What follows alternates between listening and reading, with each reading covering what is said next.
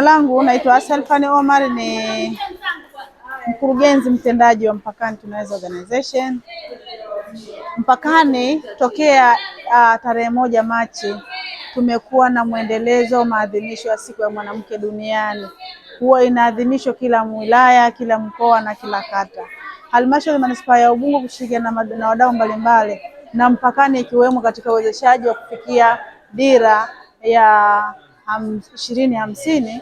Katika maadhimisho haya tumeweza kujifunza vitu tofauti tofauti, vikiwemo utoaji kuwafikia watu wasiokuwa na uwezo, yani watoto ambao ni njiti, kuwapa elimu mbalimbali kina mama, kuwatoa kwenye mazingira ya mawazo, kuwapa elimu mbalimbali za counseling, kuona namna gani wanaweza wakajikuta kama ni wanawake shupavu katika kuilea familia zao, lakini pia wasikate tamaa kama jamii.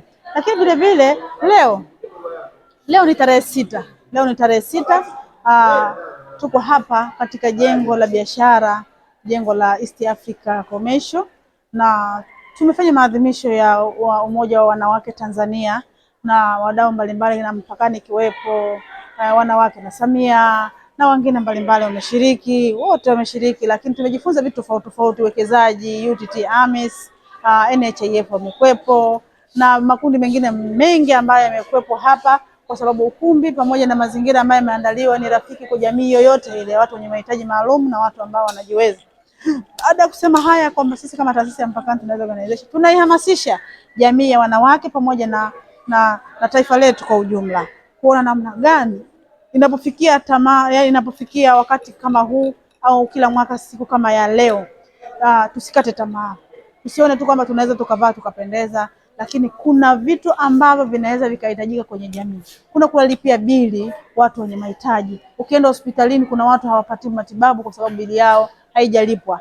Tuweze kuwasaidia na kuona namna gani wanaweza kawa na muendelezo wa maisha yao. Lakini wewe unaweza ukawa una shilingi yako 10,000, 100,000, ukaona ni ndogo, lakini kuna mwingine anaikosa ile pale, akosa pumzi ya kuishi. Tujaribu kuileta tabasamu lilopotea ili kuleta mazingira yaliyo mema zaidi kwenye jamii yetu.